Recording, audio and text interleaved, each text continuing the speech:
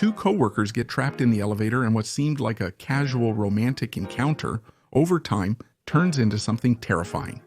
That's why today on The Fall, this is the story of Jennifer, an office worker who stayed late working.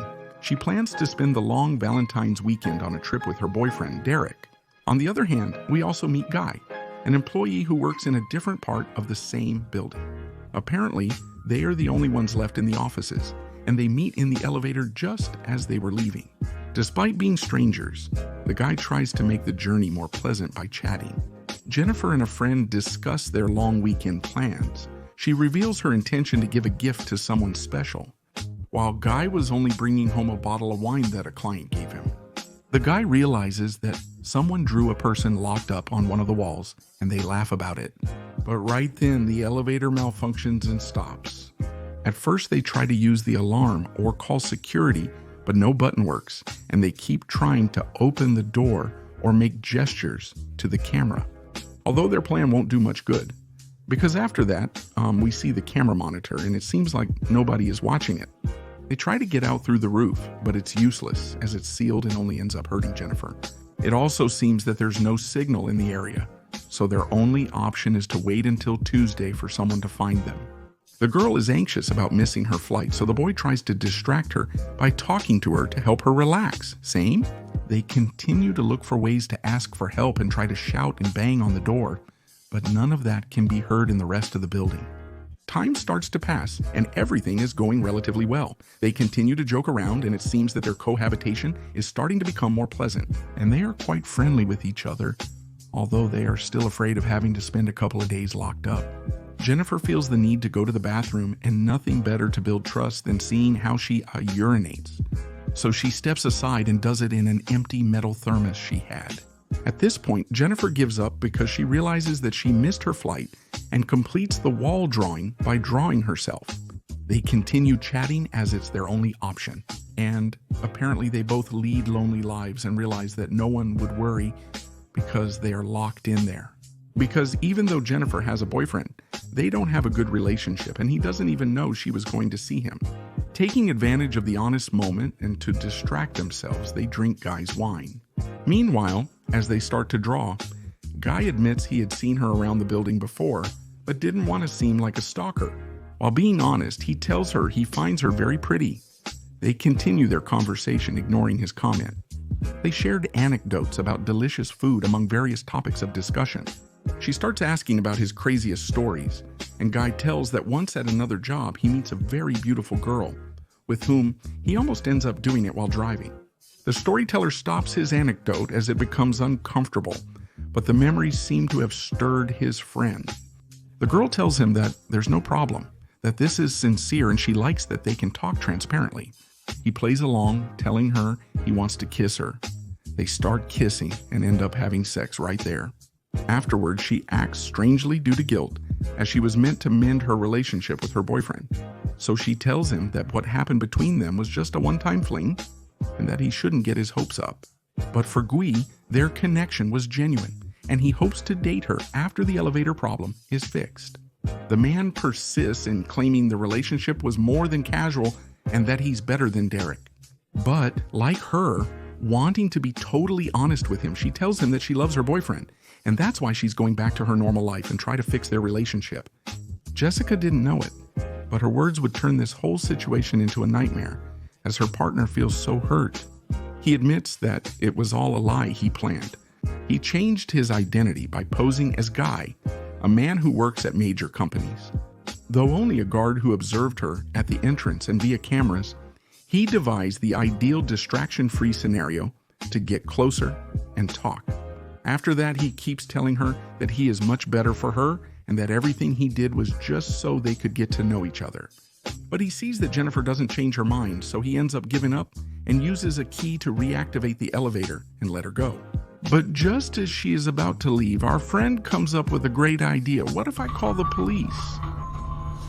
Clearly faced with his threat, the guy changes his mind and deactivates the elevator again, but they start to struggle to keep the key. The problem is that during the fight, Jennifer ends up breaking it, and now they are really trapped? At that moment, she defends herself by delivering a blow that knocks him out. As she draws near and he appears dead, he grabs her hair, hitting her. They both fall unconscious on the floor. When she wakes up, he is sitting in another corner. She explains that for him, it was the optimal way to get her attention and become acquainted without distractions. He even let his colleagues have these days off so they could be completely alone. It worked perfectly because they connected, but without her, they would have had a nice relationship. He maintains that he didn't coerce her, claiming she enjoyed it. If needed, he'd kill her to avoid being turned in, as she's an ex-con who refuses to return to prison. That's the reason. Jennifer cowers on the floor in terror as he rampages, smashing objects and tearing open the gifts she had prepared for her boyfriend, among which there was a shirt and some cigarettes with a lighter and everything. After some time, he apologizes and asks for another chance, admitting that he can be violent when angry, but tells her not to worry, even though he keeps breaking things, which helps him discover that one of the ceiling panels seems to have no screws. After that, he manages to break and remove that panel, and he asks Jennifer for help to get up. She tells him it would be easier for her to go up, but he refuses because he doesn't want her to betray him.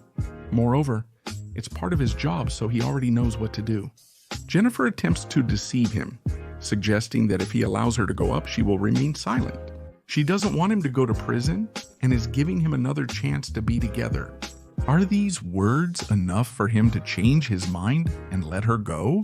He gives her the directions, and as soon as she gets on, he has the great idea to show her that he doesn't care about anything. Damn bitch. As expected, this makes him angry, so he looks for ways to get on and ends up succeeding. Meanwhile, Jennifer has to reach a door that is quite high in order to open it and get out. But the path is very difficult, as she has to be very careful not to fall. He comes out of the elevator, and this makes it much harder to concentrate and maintain balance, but he reaches it in very little time. And even though she manages to open the door, she doesn't have enough strength to do it. And he would rather they both fall than her escape. He throws himself while grabbing the girl, and they both become unconscious from the impact. Afterwards, she is the first to get up and has the idea to set off the fire alarm by causing smoke. Thus, he wakes up, but she breaks his nose and quickly ties him up. She warns him his idea could lead to electrocution, which doesn't occur. However, no alarm is triggered either. At one point, she tortures him, threatening to cut off his genitals. Instead, she records his testimony to report him. We learn how he stopped the elevator and his whole plan. We also discover his real name is John Dickens. She makes him confess to hitting and kidnapping her. It's revealed that he worked for a major company. His story about almost doing it with a girl in the car was true. Only because he was drunk, he didn't realize he was heading towards a cliff. They crashed, and due to the girl's death, he went to jail. But when he got out, no company wanted an ex-convict, and he spent all his money until he ended up accepting a job as a guard. He also tells her that he has always liked her, and that's why he needed to be with her and talk to her, because that was the way he felt like the person he used to be and regained power. Meanwhile, security guard Eddie arrives at the building with his girlfriend Ruby. As soon as he enters, he realizes that his partner is not there, so he checks the security cameras and sees how Dickens is locked up with a girl. He uses the elevator communicator to talk to them. The problem is that Jessica responds asking for help, but she doesn't tell him anything about what happened, so he goes to help her. However, he first notifies his girlfriend about the issue, but she doesn't realize it as she had fallen asleep.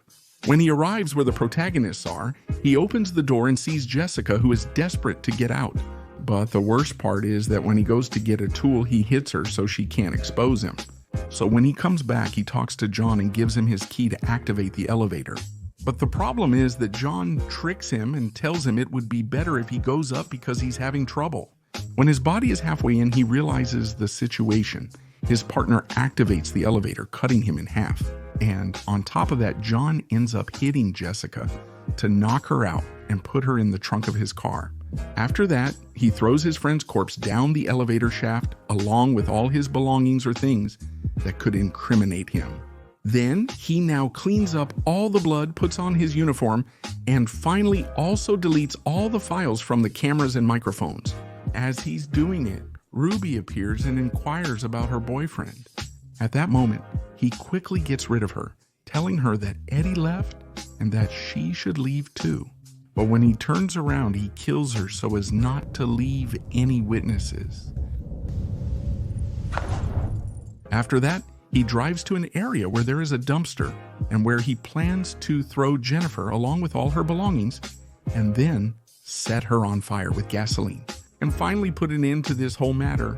But before saying goodbye for good, he starts to talk about how he regrets it and still loves her. The point is, since she doesn't respond, he opens the trunk to see if she's still alive. It seems like she's already dead, but when he walks away and turns around there, she gets down to hit him with the gas can and finally takes that moment to get in the car. And finally she can escape. When she spots him in the rearview mirror, she realizes she can't leave it at that. She reverses to run over John, who jumps into the container to escape. When she finds him lying there, she takes revenge by setting him on fire with a cigarette. Now, after everything, can she go? That was En Caída. Remember to like, subscribe, and turn on notifications so you don't miss upcoming videos.